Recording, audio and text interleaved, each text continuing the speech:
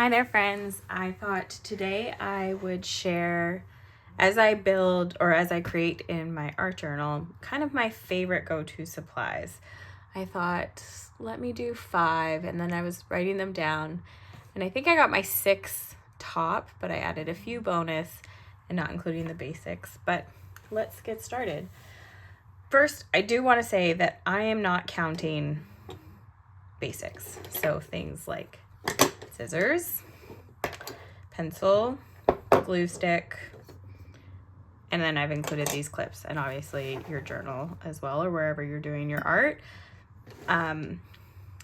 These I'm not counting.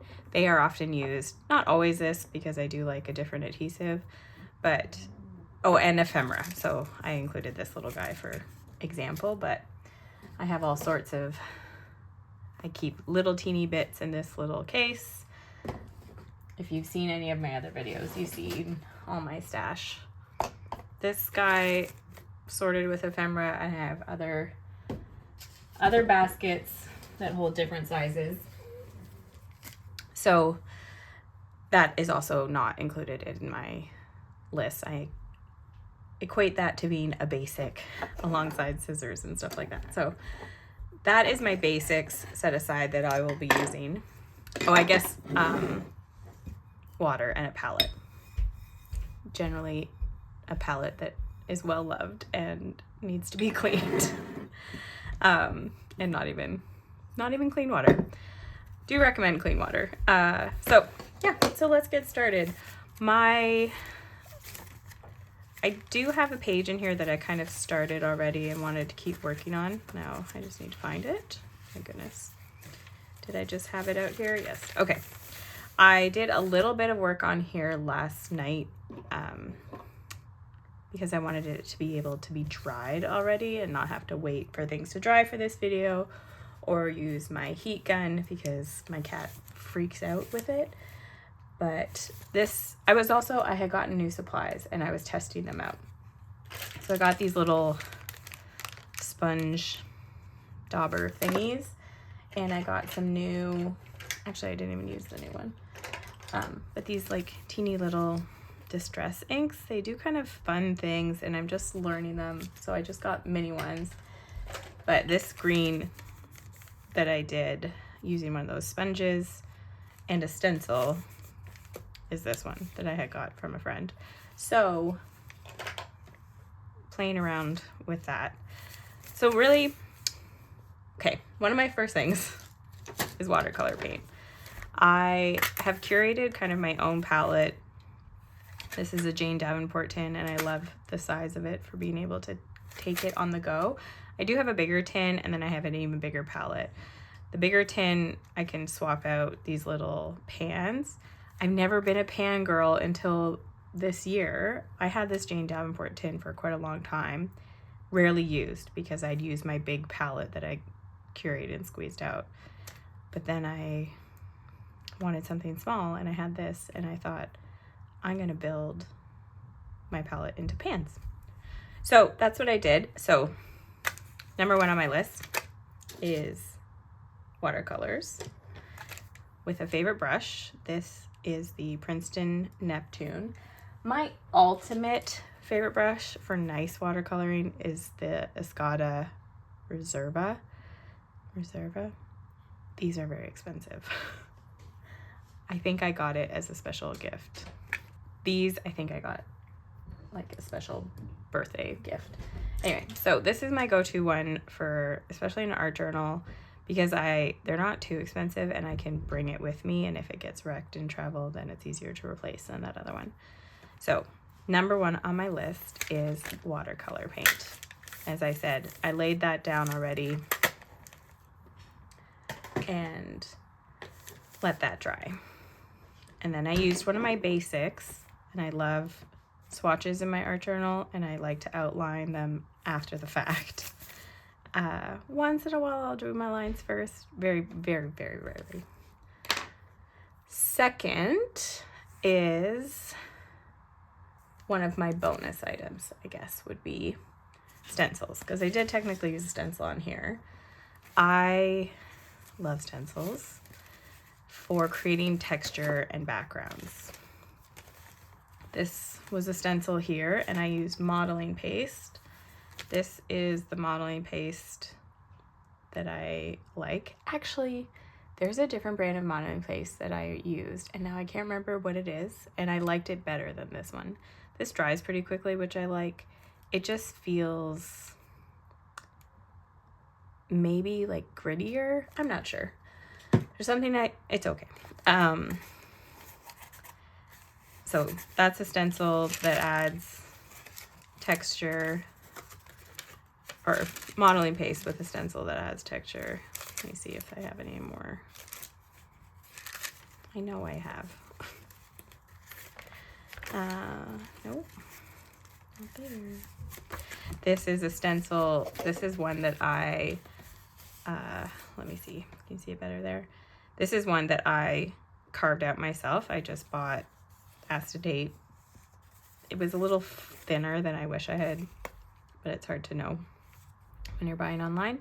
And I just cut this out with an X-Acto knife. This is with this Pabio spray paint. This stuff is so cool. I wish I had more colors. Remember to like clear out your nozzle when you're done spraying, because I used it once, didn't clear it out, and it got clogged, and I was pretty frustrated with myself that I was concerned it was going to be like my first use. Anyway, I also love it for hot paint. Oh, I use the stencil on this side too, and that I outlined. Okay, back to here. I'm not going to do any modeling paste today, just because I don't want it to wait, but that is one of my bonus materials. And with modeling paste, I have used, I think I just used acrylic ink and that white modeling paste, mixed my own, so it's not as vibrant as I would like, but I didn't want to sacrifice more and more ink, but you can tint it. And then this one is called Folk Art Design Crème. I think I just got this at Michael's, and it is lovely. It's also nice and thick and gold, which is a favorite. Okay, those are some bonus ones. And let's go in. I'm gonna use my most used item. Sorry, this seems like very chaos and unorganized, but I'm going with the flow of making this piece as well. Some people can't stand this as an adhesive, and they would rather use glue sticks. I do love a glue stick. It has its place. My art journals are basically held together with gel matte medium, specifically Liquitex. It's my favorite brand, and I've been smart now and buy it in, well, one day I hope to buy it in like very large containers, but I always buy a backup jar when I buy a jar. And then I have two brushes, two different sizes, dedicated to my gel medium. And I just love it. It's great for sealing. It's great for gluing. It's great for mattifying. Like, sometimes I want to use magazine cutouts. I'm not a huge magazine person, so I don't have a lot of magazine ephemera, but I cannot stand that glossy paper. So swiping the matte medium all over it, super helpful. That being said, painting on matte medium versus a glue stick, you do run the risk of picking up pigment that's not permanent, like watercolor. I think the Distress ink might also potentially pick up when I brush this on. So I am going to use a scrap paper. This could almost be a bonus as well. Actually, I'm going to use one of my true bonuses, the clip, to kind of hold this down from being so floppy. Two of them.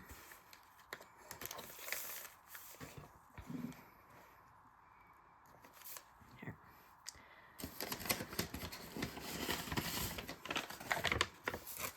This, usually I would go right on this, but I really want to preserve how pretty this is, and I don't want to risk smearing it, so I'm going to paint on my gel medium using a scrap piece of paper. The only flaw I have so far found with gel medium is when I use vellum, so I do enjoy making these little illustrations as my ephemera, either for my own drawings, or I trace over like flowers from books or magazines or something and make just line illustrations. And I did them on vellum, but they wrinkle like crazy when you put moisture, even a glue stick of moisture, which is pretty, I would say, low moisture. So I got some tissue paper, tracing paper. It's so thin, and I've been doing my outlines on that. So I'm just ever so slightly going over the edge of this, because I want to make sure, see it bled right there. I'm just trying to make it bleed the least amount possible, because I don't want color going onto my tissue paper. The Literal Crafter on YouTube has a great idea for your gel medium and your paintbrush and having a dedicated brush. And I'm going to link her video to that, because if I had those tools, I'm not going to go and buy new stuff right now because I'm fine with what I have. But I think when I have a studio of my own again, I might set up something similar to what she did. She has a container that she keeps some water in, and then she's got these little foam like shelf liners to elevate out of the water, and then she has a little mini paintbrush. Anyway, she's got this little short like paddly paintbrush similar to these, but it's only maybe an inch wide, and then that is her gel medium paintbrush, and she keeps it in a container. So instead of plopping it in the water, now you have really wet gel medium, or rinse it out and wasting all this gel medium, she just puts in that container, puts the lid, and it's airtight and it stays moist. And I think it's such a good idea. So I will link that video for you to check her out. All right, next on my list is black fineliner. I did black and white, and technically, is it breaking the rule if I have 3 different things? I make the rules, so. Fineliners in various sizes to do my line work, to outline after the fact, to do lettering, anything like that. I love these liquid fineliners by Writech. They're waterproof pigment ink. They're super rich black. They struggle on an airplane, I'll let you know that, because they're very liquidy, and they kind of they can burst through and get really messy here. But I really like these pens, and they come in a set of, I don't know, 10 or something different sizes. So that's what I did the outlining of this with. So that's on my list.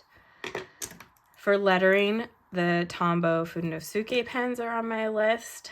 This is the soft one. I love the hard one, but I'm kind of out of them, and I use them more, so I'm trying to use up the softs because they come in 2 packs.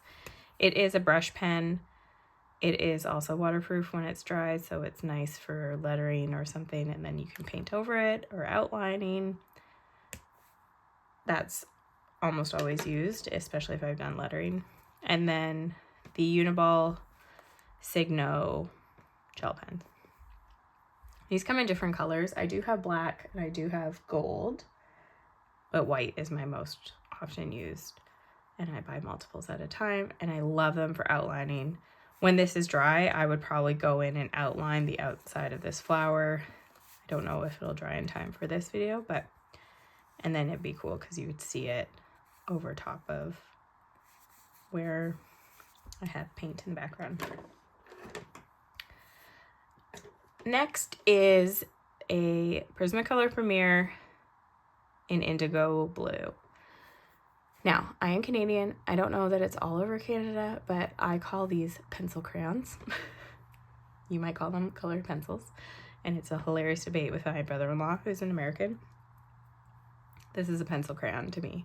I think it stems from growing up with English and French on the same packaging, because crayon is pencil.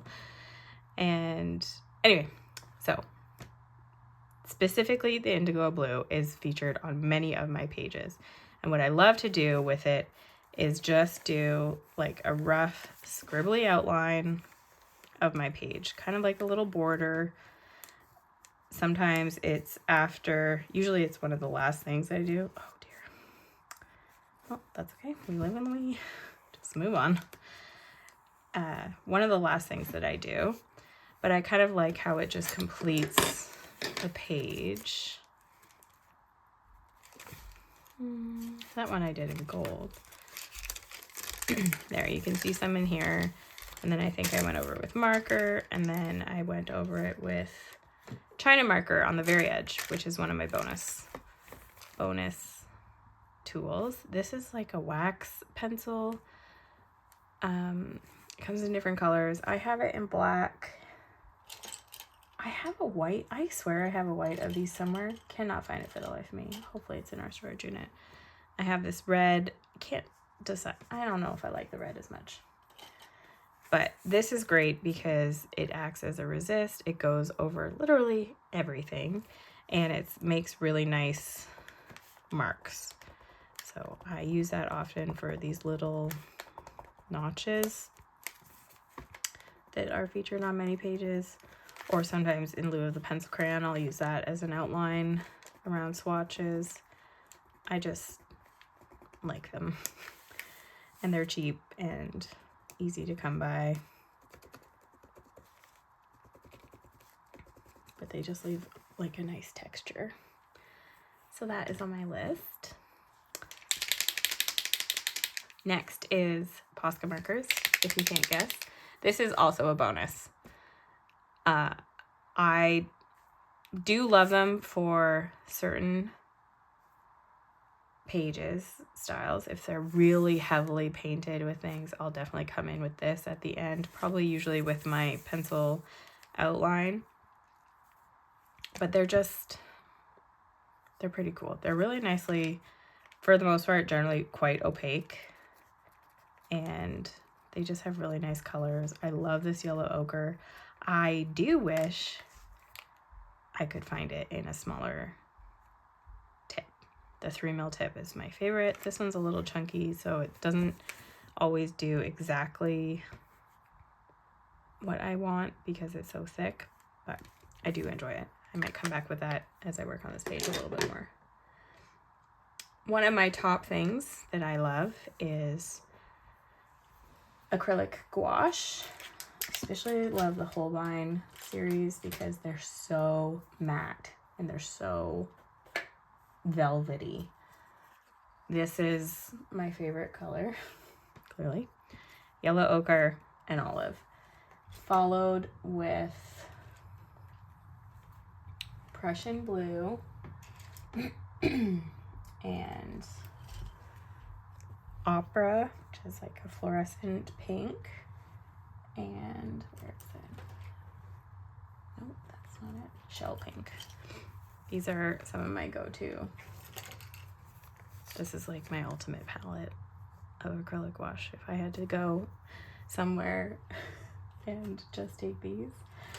And I'd be very tempted to also add in Viridian, which is like this lovely green that's ever so teal leaning. Anyway, these are my favorites. And they go on super opaque and they dry pretty quickly, which is nice, especially if you're building a kit for on the go or wanting to work out somewhere like at a cafe or something. I don't know. Mostly I do work at my desk, so that is just something I love. So I'm going to put a little of that on this page too. I think this shell pink. And a little generally goes a long way.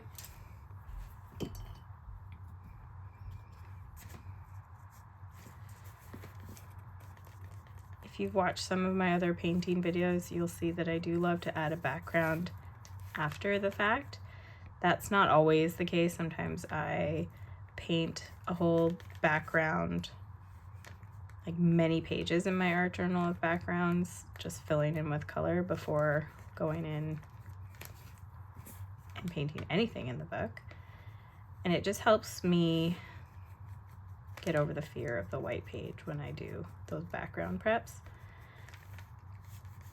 Plus they're fun to do. So I'm just going to quickly paint in this background.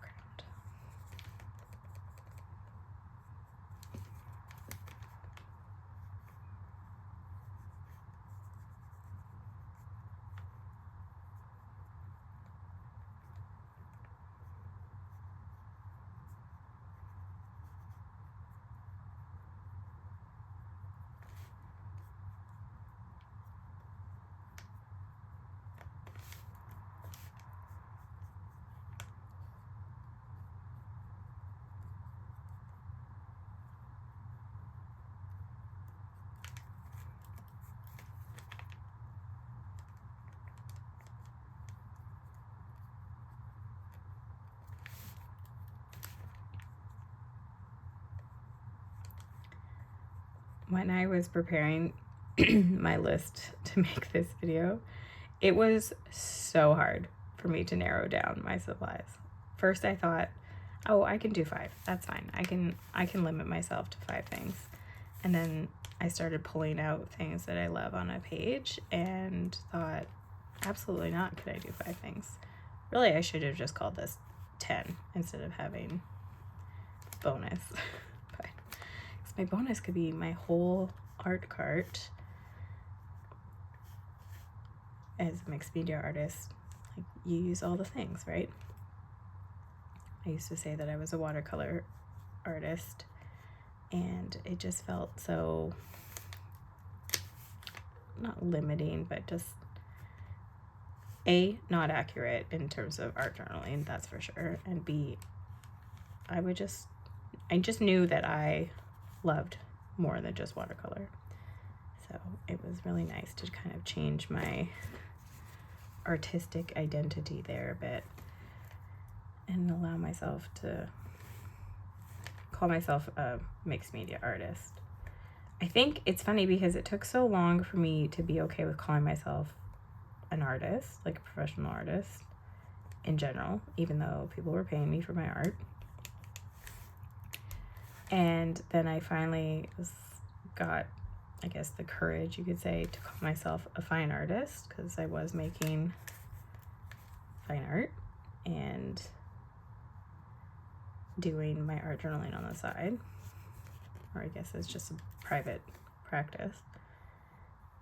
And then I was so, not getting burnt out, but I just wasn't having the passion for my fine art canvases quite the same as I was when I was working in my art journals. And then I got a request to paint canvases, or I did wood panels in the style of my art journals. And it made me so happy. And then I thought, you know what? I'm just going to own the title of mixed media artist. I think in the fine art world, it just felt kind of looked down upon maybe, or lesser than being a mixed media artist. I don't know. But I am. That's what I am. I'm a mixed media artist and I don't care anymore. Okay, so we put some of that down, and then I think the last thing on my essentials list is Stabilo all pencils. These are literally, they write on all things. It says paper, glass, plastic, metal. They write on all the things. They come in different colors. This is like graphite color. This is black. You can get red. What else do I have? I have white, blue, and brown, but they have lots more colors. And they're water soluble, which is fun. So they're great for like muralists. They can draw right on the wall, or when I was doing hand lettering, like signs, if I was doing signs, or when I was doing wedding calligraphy, like seating charts and things like that, or stuff on mirrors or windows, I would write on with these, do my painted letters, and then with just a damp rag, this will just wipe right off. But what's cool about them in mixed media art is they react just like a watercolor pencil would. So I do really love using those. And I think I did those on another Paint With Me video where you can see them. Oh, goodness. I have done way more work in this little book than I thought I have.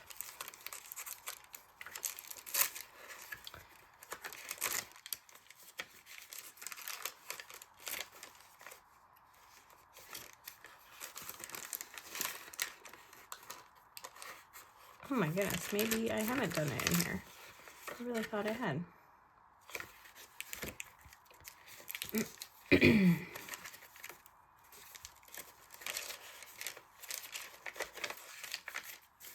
Okay, sorry to dig through. I know I have the odd page in here that I've done things on, but well, maybe it wasn't in this book.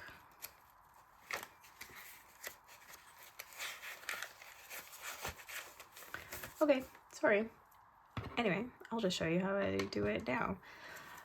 I really love this actually just as it is, so I think what I'm going to do is create this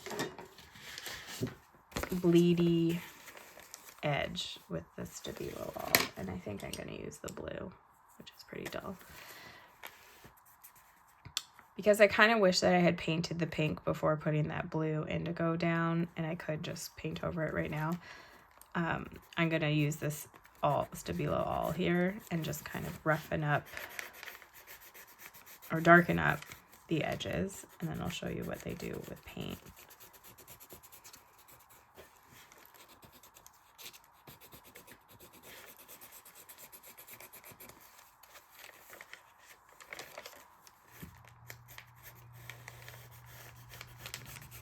Or with water, sorry, not with paint, with water.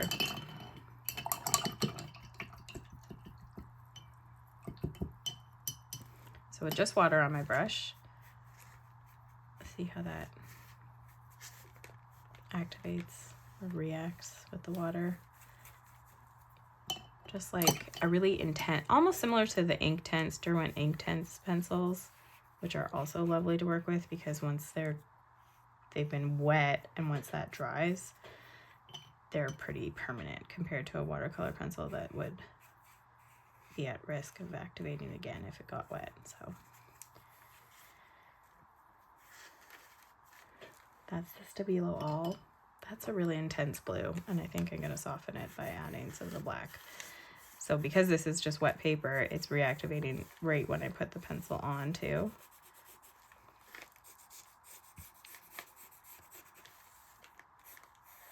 Because that's something else that you can do. You can just dunk it right in the water and then draw with it.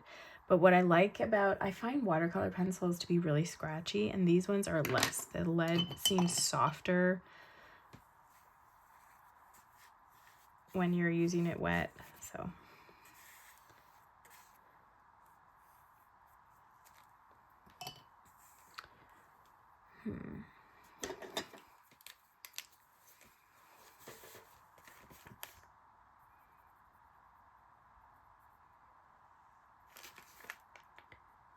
Sometimes this pen can be a little persnickety, I have found, but I saw this video where if you have gel pens like these or like the, what are these called? Jelly roll, you pull this thing out, like you get a kneaded eraser or something. Oh, I can't even get it out. Anyway, in the end of the ink tube, you shove like sticky tack or kneaded eraser, and it kind of creates this tighter pressure, or maybe a vacuum or something, and it just helps the flow of your pens. And clearly I should do it with this one because it's acting up. It could be just also that my gel medium from gluing this down is still ever so slightly damp, and it prefers, these pens I do know prefer to work on dry, really dry.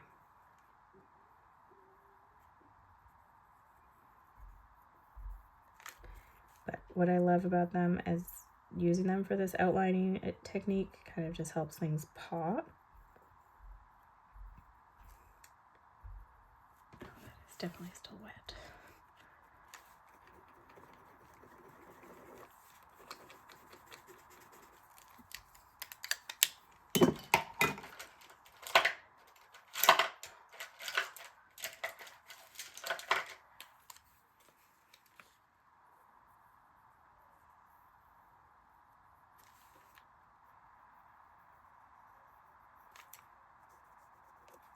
well, that's still just too wet. I'm gonna have to come back to that. But that's pretty much this little page with all of my favorite things. And I hope you enjoyed seeing a little glimpse into all my little favorite bits.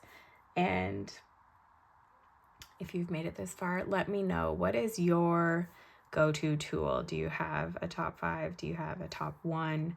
Your favorite tool or art supply that you love to use that is in almost all of your pieces?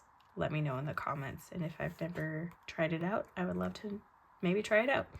Thanks so much for watching, and I hope you have a good one. Bye.